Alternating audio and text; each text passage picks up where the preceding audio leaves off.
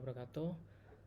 Terima kasih untuk mahasiswa yang sudah melaporkan progress report untuk UTS. Mungkin ada beberapa catatan dari saya. Mayoritas semuanya itu kurang untuk mendeskripsikan background atau alasan kenapa kalian memilih dataset itu. Nah, ada beberapa contoh dari kelompoknya. Yang pertama dari Fajar, yang ini bisa jadikan sebagai referensi kalian. Jadi alasan mengapa kalian memilih dataset itu bisa kalian jabarin dulu, kalian ceritain. Misalnya di sini dia membahas tentang diabetes. Dijelasin dulu diabetes itu apa. Kemudian kalian ambil masalah yang ada di diabetes kayak gitu. Nah, terus kalian juga bisa ambil fakta-fakta yang ada untuk dataset kalian.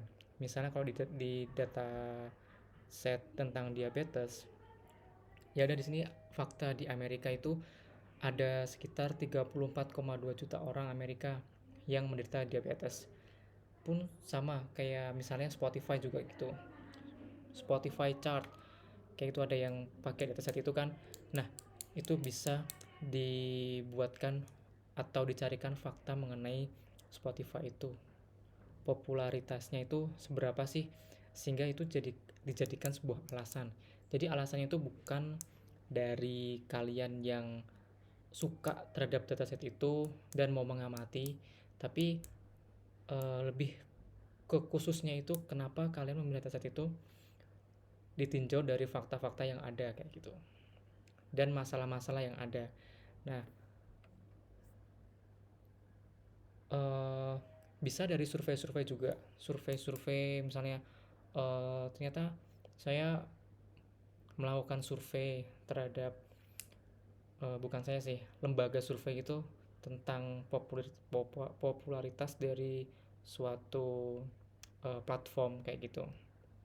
Jadi semuanya jelas itu loh, sehingga akan merujuk atau akan sampai ke dalam pertanyaan alasan mengapa harus memilih dataset itu kayak gitu. Untuk teman kalian juga yang kelompoknya si Ray, dia juga udah lumayan bagus, dimana dia menjelaskan dulu belanja online itu seperti apa.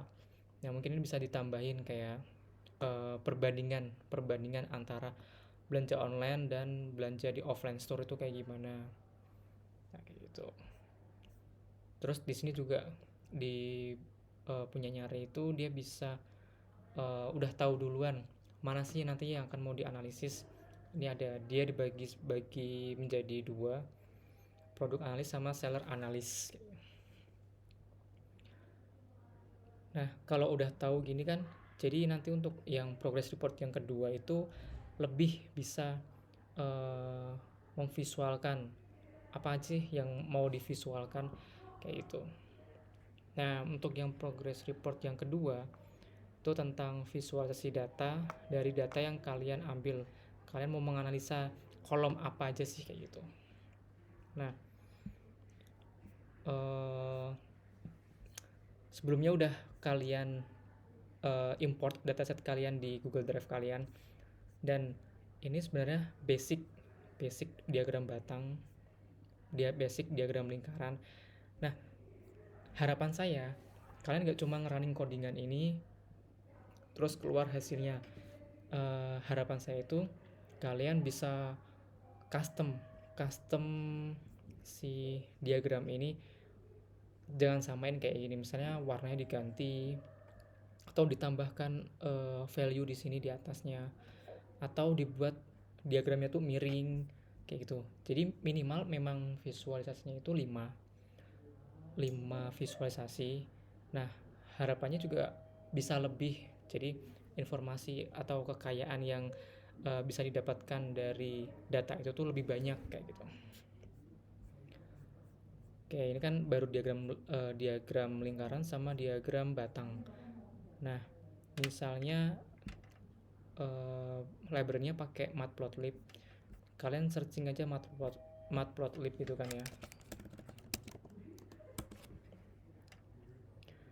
Nah, kalian ke examples. Nah, ini ada banyak diagram. Kalian bisa customisasi sendiri diagram itu. Misalnya di sini ada tentang grup antara men sama woman. Nah, ini kan ada labelnya, kan ada value-nya di atas. Nah, harapan saya ya udah warnanya diganti-ganti, atau di sini diberi apa? Title. Beri title-nya ini. Di sini udah ada banyak contoh sih. Ini atau pakai diagram batang yang horizontal kayak gitu ya. Gitu. Oke, di sini ada banyak macam teknik visualisasi. Nah, silakan kalian berkreasi sendiri untuk progress report minggu depan. Jadi nanti saya buka link pengumpulan tugas progress reportnya itu sampai hari Selasa mungkin ya, maju 1 hari gitu, biar saya ada waktu buat ngoreksi dulu kayak gitu. Terus oh iya, progress report yang kedua itu kalian mengumpulkan codingan kalian sama PPT yang apa namanya, tambahan PPT. Jadi codingan apa namanya, visualnya ini di screenshot terus dimasukkan ke PPT, terus kalian baca datanya itu kayak gimana. Nah, terus kalian kirim PPT dan file Google Colab-nya, di download di file, terus habis itu download IPYNB kayak ini. Nah, udah kayak gitu. Nah, harapannya yang ada revisi kayak gitu, ada yang kurang di backgroundnya itu bisa ditambahkan juga backgroundnya, sehingga nanti pas pengumpulan progress report yang kedua itu udah fix yang backgroundnya dan visualisasi datanya itu. Udah sih gitu aja. Semoga kalian paham. Kalau misalnya ada pertanyaan, chat aja di Google Classroom kayak gitu. Oke, terima kasih.